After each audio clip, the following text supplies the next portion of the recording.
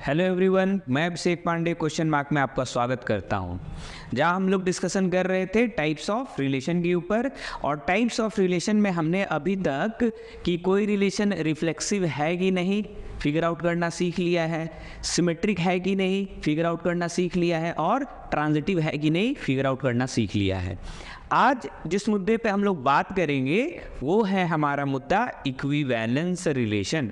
आज हम लोग बात करेंगे इक्विवेलेंस रिलेशन के ऊपर कि भैया कैसे किसी भी रिलेशन को देख के आइडेंटिफाई कर लिया जाए कि रिलेशन हमारा इक्विवेलेंस रिलेशन है कि नहीं है।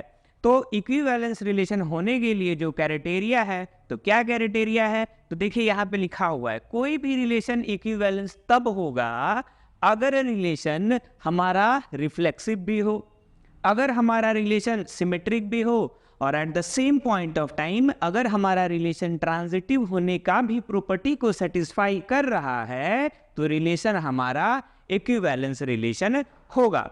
तो आज हम लोग कुछ नया चीज नहीं, नया प्रॉपर्टी नहीं डिस्कस करेंगे। जो प्रॉपर्टी पहले से सीखे हुए हैं उसी प्रॉपर्टी को थोड़ा सा रिकैप करेंगे और नाम दे देंगे इक्विवेलेंस रिलेशन। तो चलिए हम लोग इसका अंडरस्टैंडिंग को थोड़ा और बेटर बनाने के लिए कुछ सवाल प्रैक्टिस कर लेते हैं। तो ठीक है, तो हमारे पास और एक चीज़ कि हम लोग जो भी यहाँ पे बात करेंगे, जो रिलेशन जिस सेट पे डिफाइंड है वो सेट हम लोग मान लेते हैं कि सेट है ए, और ए के पास एलिमेंट 1, 2, 3 है। अब सेट ए पे रिलेशन हमारा डिफाइंड है, और हम जानते हैं कि अगर किसी सेट ए का अगर उसी सेट ए के साथ कार्टेशियन प्रोडक्ट कर देंगे और उसके सबसेट्स को जब हम स्टडी करेंगे तो वही है हमारा रिलेशन। तो यहाँ पे हमारे पास बहुत सारा सबसेट है, और 5 भी एक सबसेट होता है किसी भी सेट का, ये आपको पहले से पता है।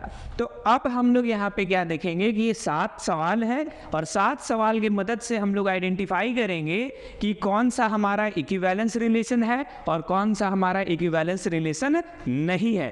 तो चलिए आगे बढ़ा जाए। तो सबसे पहले हमारे पास एग्जाम्पल नंबर 1 है, और एग्जाम्पल नंबर 1 में R1 को हम यहाँ पे R1 से दिखाए हैं, जहाँ पे क्या है हमारे पास 5 है, कुछ भी नहीं है हमारे पास। अब सवाल है कि बताइए रिलेशन हमारा रिफ्लेक्सिव है कि रिफ्लेक्सिव नहीं है, सिमेट्रिक है कि सिमेट्रिक नहीं है, ट्रांजिटिव है कि ट्रांजिटिव नहीं है। अगर हम लोग यहाँ पे अगर तीनों का तीनों कंडीशन सेटिस्फाई कर जाएगा तो ये रिलेशन हमारा इक्विवेलेंस रिलेशन होगा। अगर कोई एक भी इस कंडीशन सेटिस्फाई नहीं करेगा तो रिलेशन हमारा इक्विवेलेंस रिलेशन नहीं होगा। तो चलिए हम लोग इसको पता करते हैं।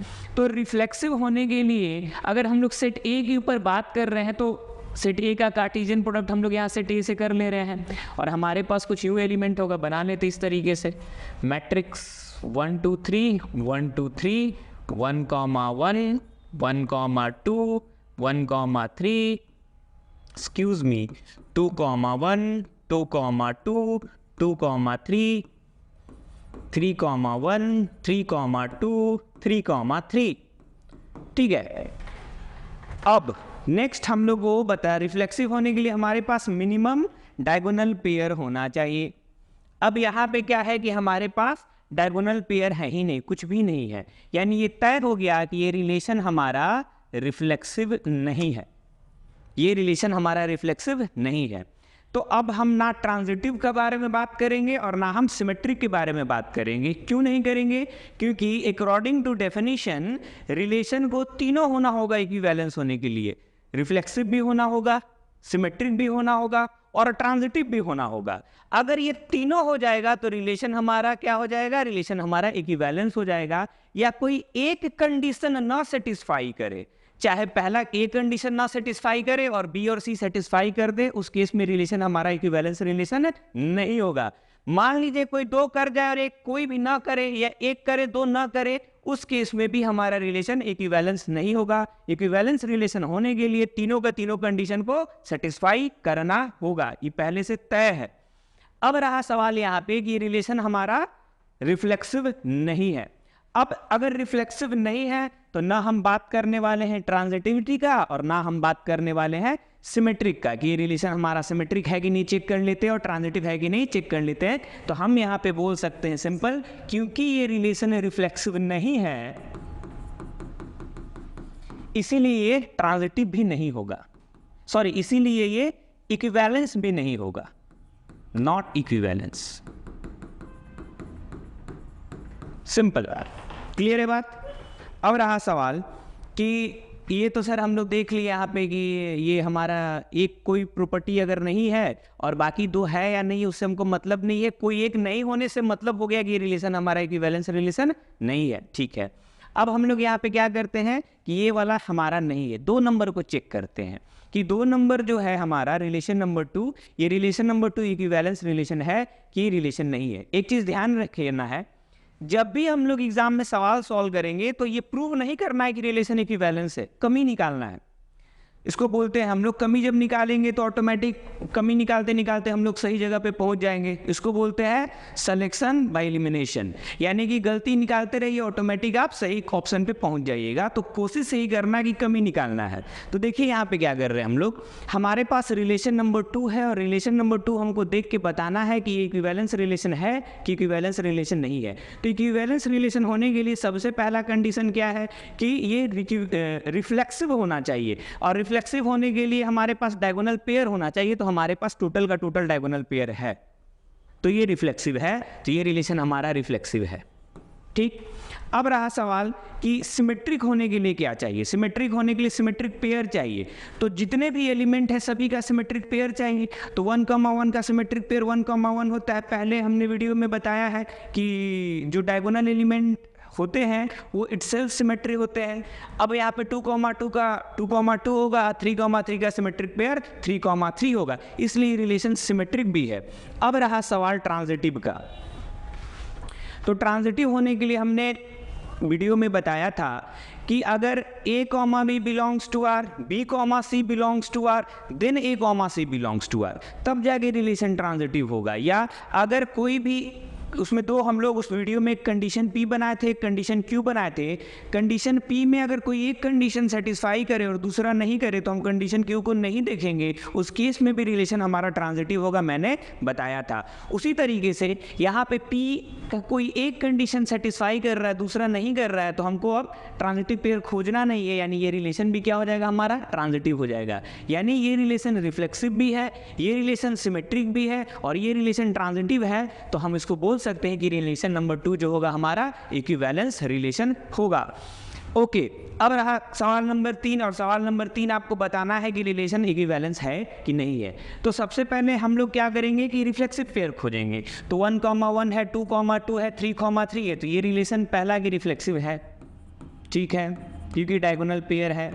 दूसरा हम लोग यहाँ पे क्या करेंगे कि सिमेट्रिक पेयर खोजेंगे। तो देखिए यहाँ पे 1,1 का सिमेट्रिक पेयर 1,1 होता है, 2,2 का सिमेट्रिक पेयर 2,2 होता है, 3,3 का सिमेट्रिक पेयर 3,3 होता है, और 1,2 का सिमेट्रिक पेयर 2,1 होता है, जो कि इस रिलेशन में नहीं है। तो ये रिलेशन हमारा सिमेट्रिक नहीं होगा, नॉट सिमेट्रिक, नॉट सिमेट्रिक।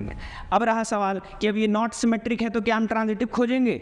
नहीं खोजेंगे, क्योंकि तीनों कंडीशन होना चाहिए, तब जाके हम बोल सकते हैं इक्विवेलेंस। अगर कोई एक नहीं भी हो गया तो ये रिलेशन इक्विवेलेंस नहीं होगा। अब 4 नंबर पे आते हैं। 1,1 है हमारे पास, 2,2 नहीं है, 3,3 है, तो ये रिलेशन रिफ्लेक्सिव होगा? ये रिलेशन रिफ्लेक्सिव नहीं होगा, तो ये नॉट रिफ्लेक्सिव, नॉट रिफ्लेक्सिव। अब ये रिफ्लेक्सिव है ही नहीं तो हम क्या सिमेट्रिक और ट्रांजिटिव खोजेंगे? नहीं खोजेंगे। तो ये रिलेशन हमारा इक्विवेलेंस होगा? नहीं होगा, क्योंकि एक प्रॉपर्टी हम लोग निकाल लिए, एक हम लोग यहाँ पे कमी निकाल लिए कि रिलेशन हमारा यहाँ पे रिफ्लेक्सिव नहीं है। अब 5 नंबर पे आते हैं। अब 5 नंबर को ध्यान से देखते हैं। तो हमारे पास क्या मिनिमम डायगोनल पेयर है जितना रिक्वायरमेंट है 1,1 है, 2,2 है और 3,3 है। तो हमारे पास टोटल डायगोनल पेयर है, यानी कि रिलेशन क्या है हमारा, रिफ्लेक्सिव है, ठीक है। अब रहा कि सिमेट्रिक है कि नहीं। तो 1,2 का सिमेट्रिक पेयर 2,1 और 1,3 का सिमेट्रिक पेयर 3,1 और 1,1 का सिमेट्रिक पेयर 1,1, 2,2 का सिमेट्रिक पेयर 2,2 और 3,3 का सिमेट्रिक पेयर 3,3, यानी कि ये रिलेशन हमारा सिमेट्रिक भी है, रिफ्लेक्सिव है। अब चेक करना है ट्रांजिटिव है कि नहीं है। तो ट्रांजिटिव के लिए हम लोग क्या सीखे थे, हम लोग यहाँ पे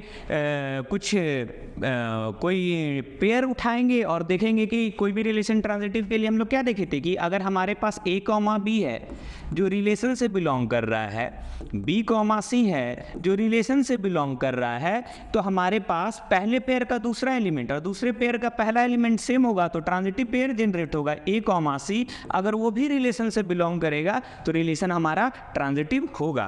तो देखिए अगर हम लोग यहाँ पे 1, 2 ले और 2, 1 ले तो पहले पेयर का दूसरा एलिमेंट और दूसरे पेयर का पहला एलिमेंट सेम है, यानी यहाँ से एक ट्रांजिटिव पेयर जनरेट होगा 1, 1 जो कि हमारे पास रिलेशन में है। ओके, दूसरा हम लोग लेंगे 1, 3 और 3, 1।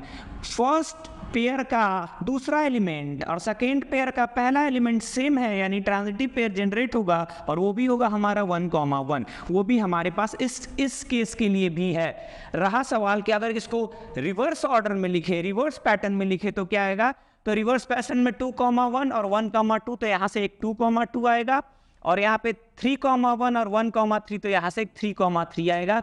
वो सब हमारे पास है, यानी ये रिलेशन सिमेट्रिक भी है, रिफ्लेक्सिव भी है और ट्रांजिटिव भी है, यानी ये रिलेशन हमारा इक्विवेलेंस रिलेशन होगा। तो इस तरीके से देखिए हम यहाँ पे तेजी से डिस्कशन कर रहे हैं क्योंकि प्रैक्टिस किया हुआ है मेरा पहले से।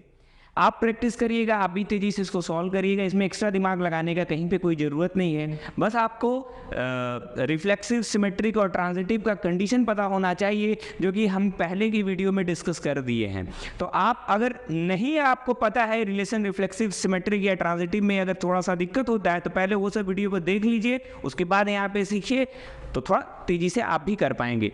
अब रहा सवाल यहाँ पे कि 6 नंबर बताइए कि 6 नंबर हमारा इक्विवेलेंस रिलेशन है कि नहीं है। तो चलिए देखते हैं 1, 1 है, 2, 2 है, कहीं पे नहीं है, 3, 3 है, यानी रिफ्लेक्सिव नहीं है। यानी अगर ये रिफ्लेक्सिव नहीं है, नॉट रिफ्लेक्सिव नहीं है तो ये इक्विवेलेंस भी नहीं होगा। अब रहा एक का कार्टेशियन प्रोडक्ट ए से करें तो रिलेशन हमारा इक्विवेलेंस होगा कि इक्विवेलेंस नहीं होगा।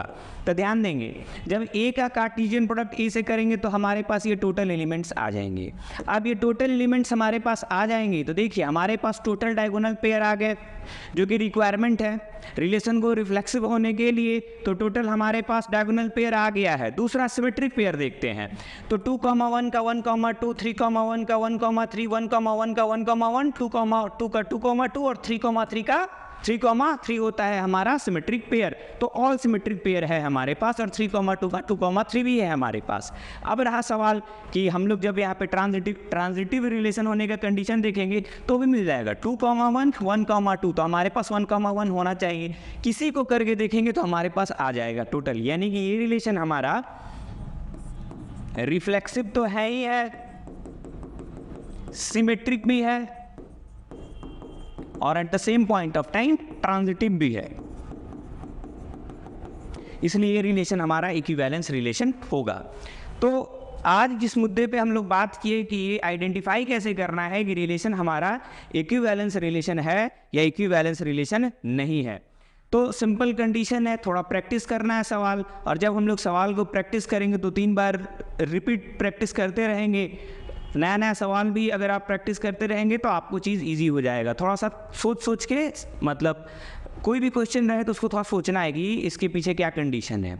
नेक्स्ट वीडियो में हम लोग डिस्कशन करेंगे इक्विवेलेंस क्लास, और जब इक्विवेलेंस क्लास हम लोग फिनिश कर देंगे डिस्कशन, उसके बाद हम लोग इस टोटल टाइप्स ऑफ रिलेशन के ऊपर क्वेश्चन प्रैक्टिस करेंगे। तब तक के लिए आप लोग मेहनत कीजिए। अगर वीडियो इन्फॉर्मेटिव लग रहा है, क्या चीज़ समझ में आ रहे हैं तो लाइक कीजिए, सब्सक्राइब कीजिए, शेयर कीजिए कि सभी को चीज़ इजी समझ में आए। मेहनत कीजिए। तब तक के लिए जय श्री राम।